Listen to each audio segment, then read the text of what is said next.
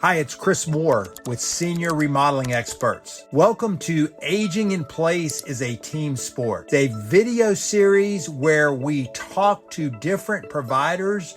We explore how families, professionals, and communities can come together to help older adults live safely, comfortably, and independently at home.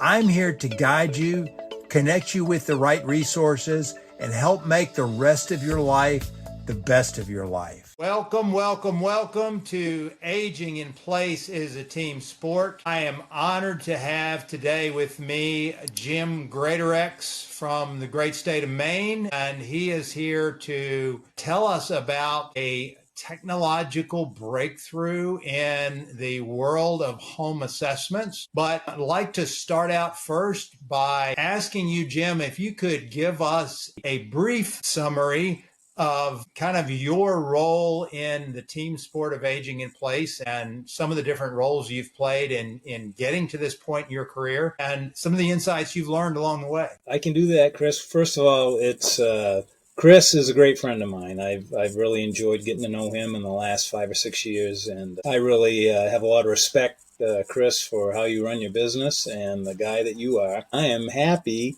to be here with you today. So a little bit about me. I just kind of I wouldn't say semi-retired. I just kind of have changed roles again. I've been in what you'd call the acute home care market, which is really delivering services to people in a home care setting for the last 45 years. And so it's been a fun ride. I worked for a company for 8 years and then decided that it was time for me to break out on my own. I started a company in Portland, Maine called Black Bear Medical. Had that business for 27 years, took on 4 minority partners, and we were the leader in market share by a lot in what we call a complex rehab, which I really like to call a custom wheelchair world. And we did that really well. Had great people that worked for us that were really good at building these mobility solutions, custom mobility solutions for people who needed them in order to have mobility in their life. Our company also did a bunch of other things. We had a big retail showroom and process that we modeled, that people came from all over the country to see our showroom and learn how we do things, because retail in the home care space was very unique. And we also did some home modifications and home accessibility. And then in 2015, we decided that it was time to sell the company. The partners were let's just say that when you have great partners, it works really well, but there comes a time in the business cycle where you're going to hit your plateau, and it's either time to make a big change, bring in big money, or sell. And we decided it was time to sell. And it was a very big learning experience for me. And then I kind of became a free agent very quickly, and I didn't know what I was going to do. And one of the companies that I worked for that really I would consider staying in the industry for happened to call me, VGM. And they asked me, he said, "Hey, Jim, would you consider working for us?" And I said, "Yeah, I'll work for you, but I'm not moving to Iowa." Well, Chris, I just moved back to Maine from being in Iowa for about 8.5 years. So you can see that worked out. And I had a really great time. I was asked to, at first, go around the country and teach. EGM is a big membership service company. Overall, they have about 3,000 members in 5 different business industries in the acute home care market. One is home medical equipment providers who do oxygen and CPAP and hospital beds, manual wheelchairs, all that stuff. You got the custom wheelchair guys, which is US Rehab. They also had a division for women's boutiques called Essentially Women, and a orthotics and prosthetics division. And then I was asked to handle the home accessibility division. And so I really jumped into that and learned a lot about this industry. And what was really neat about it is that it was really almost in its very startup as an industry when I first started. And in 8 years, with help of VGM and a lot of great companies who wanted to engage and grow the industry, it's really taken off and has got a great future ahead of it. And it's professionalizing and it's getting recognized as a service entity in the market, which is cool. Decided to retire. My wife and I have now 3 grandkids back in Maine. We have in-laws in Florida. And we really wanted to be close to family again. And so it was best for me to step aside. I've done some consulting for VGM, but also started to do some consulting for other companies. One of them, which is DwellSafe. And I am so excited about DwellSafe just because I find it to be a revolutionary technology that can connect the medical community to the home access industry. And before I get into that real deep, well, one thing that I think we both would agree is that when you look at contractors per se, and for the most part, I'm not necessarily talking about you, Chris, but when you look at contractors and the medical community, it's not chocolate and peanut butter. We're 2 different worlds that speak 2 different languages. And so it's going to be kind of fun. What this platform can do is help each other understand the great professional services that they bring to the same client that they're serving. And I think that's why I'm excited about it and feel like it actually has the opportunity to take the home access industry to be recognized as a link in the home care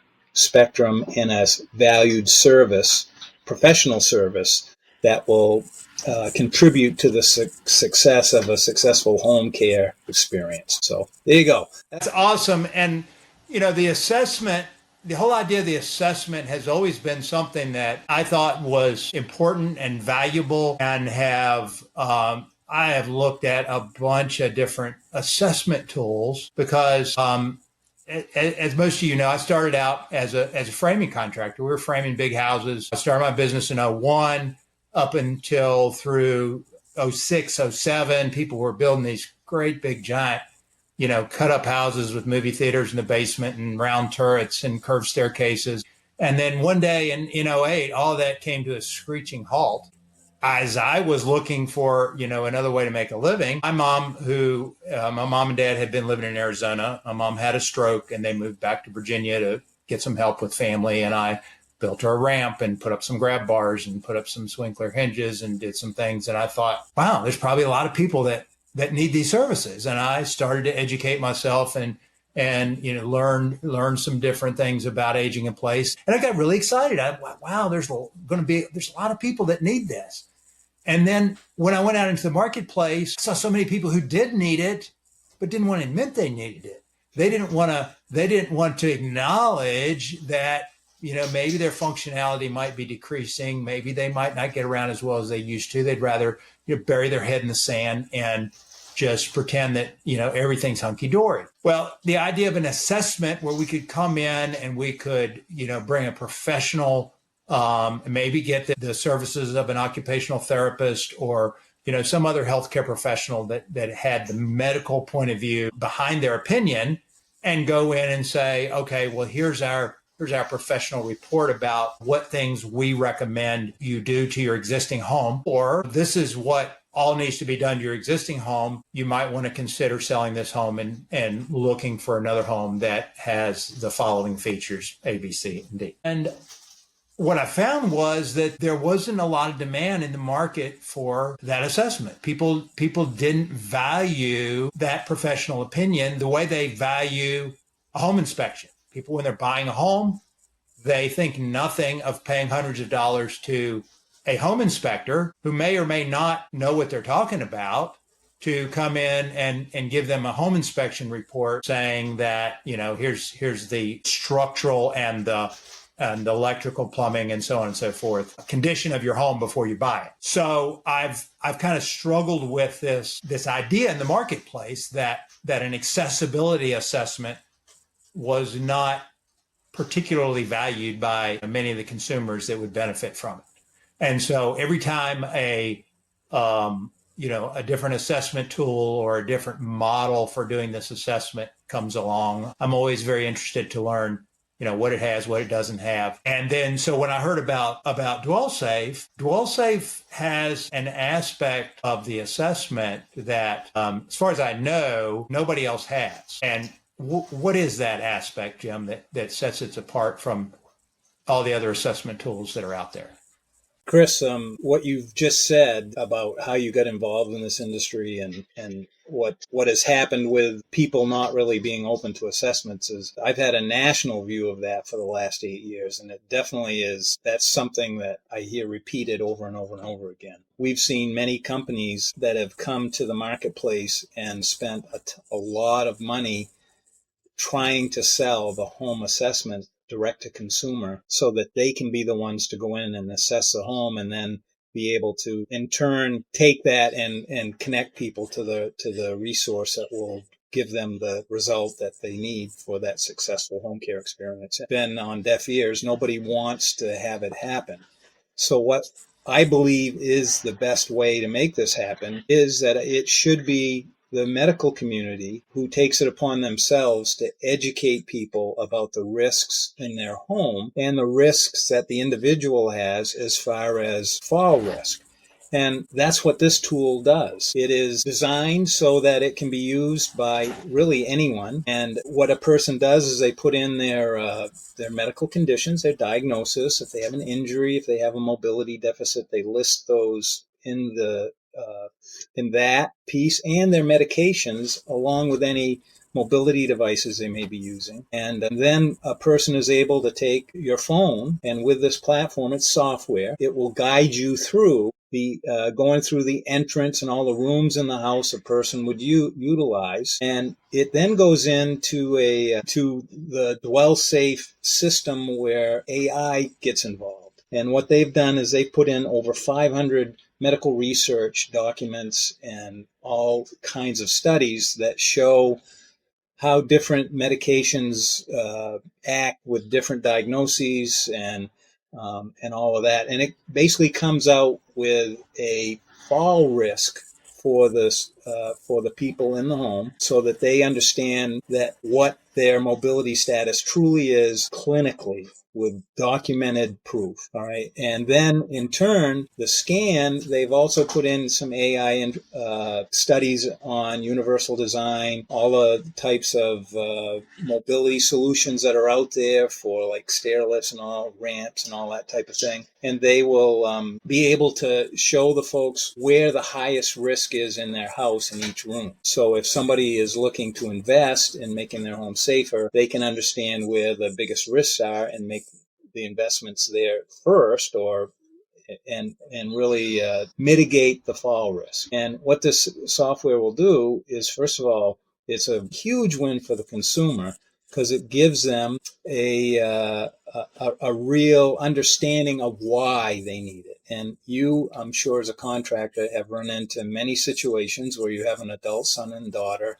looking out for their elder parent, just like you did. The elder parent has a different idea of their mobility status than the son and daughter who are scared to death they're going to break their neck, right? And this comes in and is a clinical assessment that shows them exactly medically why they need it. And most people, when they're shown medically why they need something, it changes their outlook as to whether or not they're accepting to being able to change. And that's what I like about it on the consumer side. What also happens is that this is a great tool for the medical community. They do not know where they're discharging people, what the environment is. And this gives them finally a window into that so that they can understand the risk. There's a lot of risk that healthcare providers have in providing services to folks, especially folks who have the mobility challenges.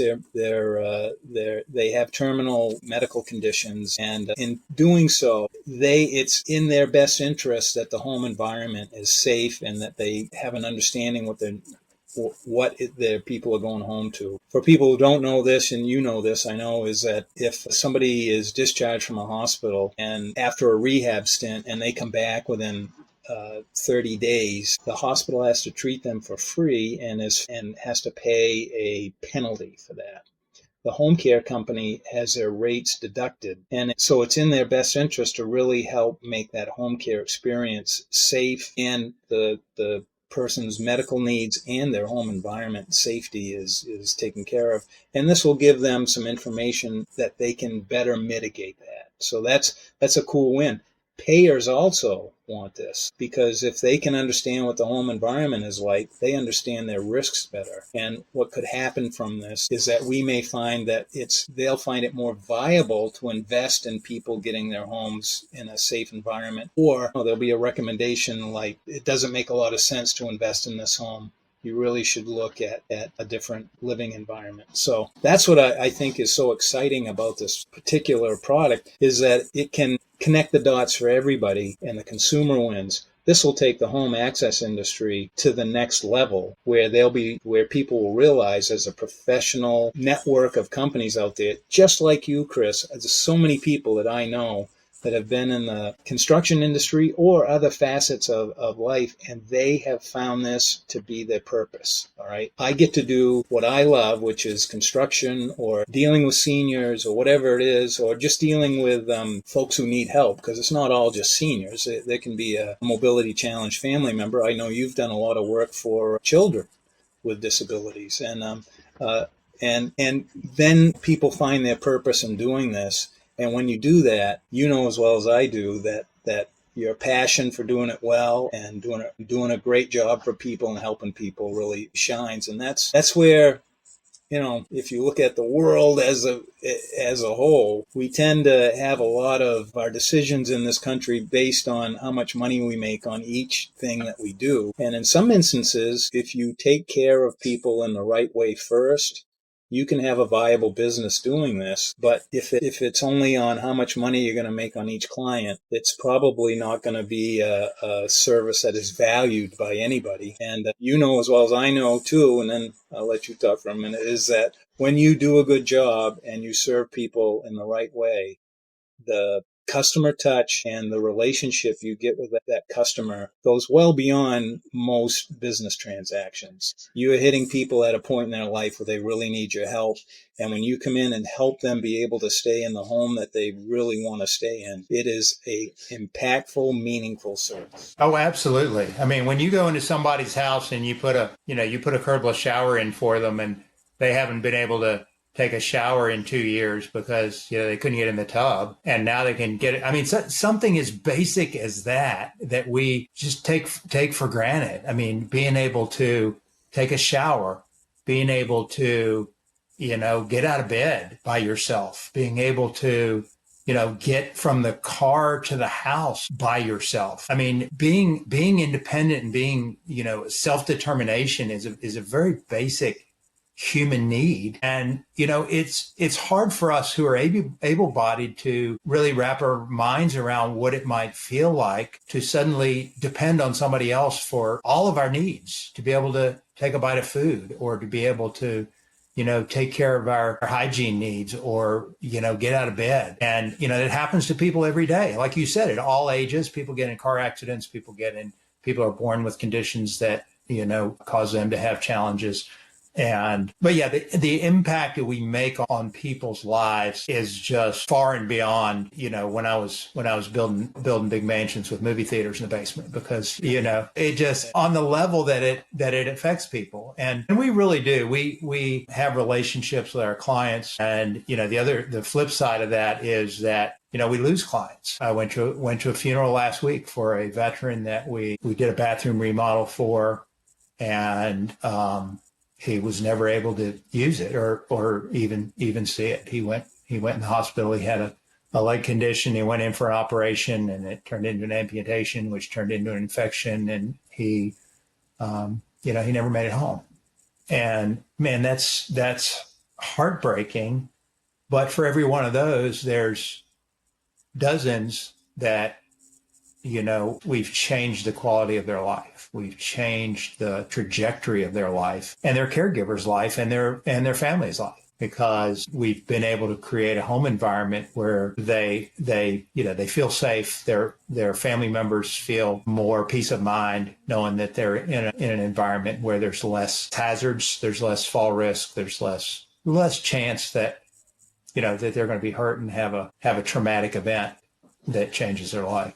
We all get to do meaningful in whatever our role is in this industry, and it's really cool. Anyway, we're excited about DwellSafe. When you look at DwellSafe, also, it has other ways that people are looking at it. There are things like the Medicare, CMS, has a new initiative this year for both Alzheimer's.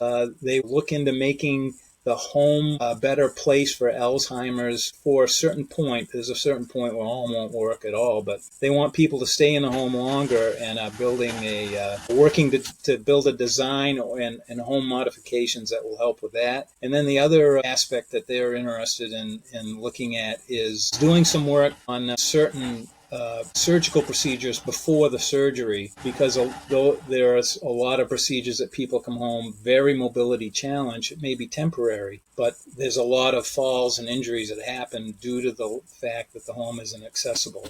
They want to look at mitigating that risk. So that's cool. The other thing that's happening is that we're seeing fire departments and EMS people interested in educating the frequent fall people, because they're the ones who get called when somebody falls in the home, mostly seniors, and they have to go, and there's some people that they have to go twice a month. And if they can educate them on their risks and their options to mitigate those risks, which this platform would do, it's also going to be a big value to them. So there's a lot of, that's what I love about this platform, is it can touch so many aspects. They're really not calling it this isn't designed really for the home access industry. It's a transformation from hospital to home software platform. Yeah. Well, anytime you can have a preventative approach rather than coming in after the fact. I mean, a lot of times after somebody falls, your options are very limited. You have an older person falls and breaks a hip, and, a lot of times that's the beginning of the end. I know when my mom was living, she had a propensity to fall, and she would fall, she'd go to the hospital, she'd come out of the hospital, go to rehab. She'd be in rehab for a while. Then she'd go home. She'd have therapy at home. And just about the point where she was starting to get, her strength back and her balance and starting to feel a little bit of confidence about walking. And then Medicare would say, oh, you've stopped improving. You don't get any more therapy. And so the therapy would stop, and she would sit in her recliner, and within a short period of time, all the gains she had made would start to fade away, and she fell again and started the process all over again. And it just seems crazy to me that they don't have a maintenance level of therapy. It would seem to make so much sense to, okay, we've gotten a lot of improvement on this person, on their balance, on their strength. And, we'll do a maintenance level, and we won't come twice a week. Maybe we'll come once a week or once every other week, but we'll maintain that improvement rather than just say, oh, see you next time. And some of the decision making in the insurance industry and the medical industry, and, and like you were talking about that readmission policy that they have if somebody is readmitted, and what the penalty is. And you would think that they would be just all about making sure that they reduce those readmissions, and that would be a top priority, I would think. If I were a hospital administrator and I knew there was that kind of a penalty for people coming back, I'd be looking for innovative ways to mitigate that risk. We have a health system that they're big, and they have what's called an incubator location, and they are going to use the DwellSafe platform in this incubator right now they cover about 200,000 lives, and it's probably kind of a bleeds into 3 different states. And what we're thinking is going to happen with this particular situation is going to be a year, and they're going to look at the vulnerable clients that they're working with. It doesn't have to be in a rehab. It could be somebody who's just got a diagnosis of frequent falls or something along that line. And they're going to do probably about 2,000 scans in the first calendar year, over 200,000 lives. And just the education and giving the people the options on what they can do to mitigate that risk, I think will be a very interesting case for both DwellSafe and the health system to learn. That they've already decided that this is something that they're going to do. And the other thing that, health systems, that people talk about how much healthcare costs, and it does. I did research on the United States health systems, or the healthcare in the United States, and this was 3 years ago. We were rated 69th in the world in the quality of our healthcare. That's the United States of America. We should never be that low. We were number one in something, though. We were number one in cost. Mm-hmm. So really, we've got a system set up to be really, it's for profit. And listen, I know this is when you look at the free market and all this stuff. I think it belongs to a lot of industry. That's the way to go. But when you're talking about healthcare, we need to do the services in a way that benefits, that's in the best outcome for the clients, not for the pocketbook. And I'm not saying that happens all the time, because I know there's medical professionals who have to work in that atmosphere and they mitigate it as well as possible. But it's fee for service, and that you make more money by doing more tests, prescribing more medications, all these things. And maybe sometimes we can do things that are, a little less costly and a little bit more preventative, and we'd go a long way. That's where value-based care is now becoming a term used in healthcare.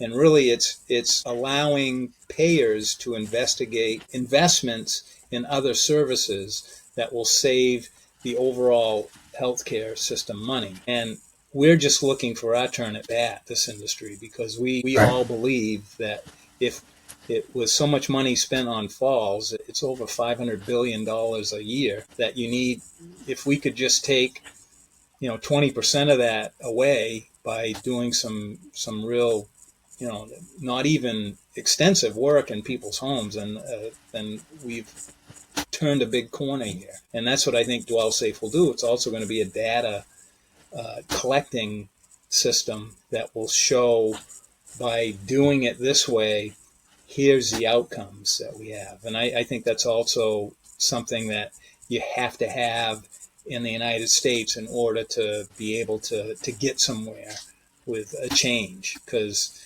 changing a healthcare system and the way that people do their business in that market is something that you can't just go to the C-suite and say, hey, let's do this and make it work.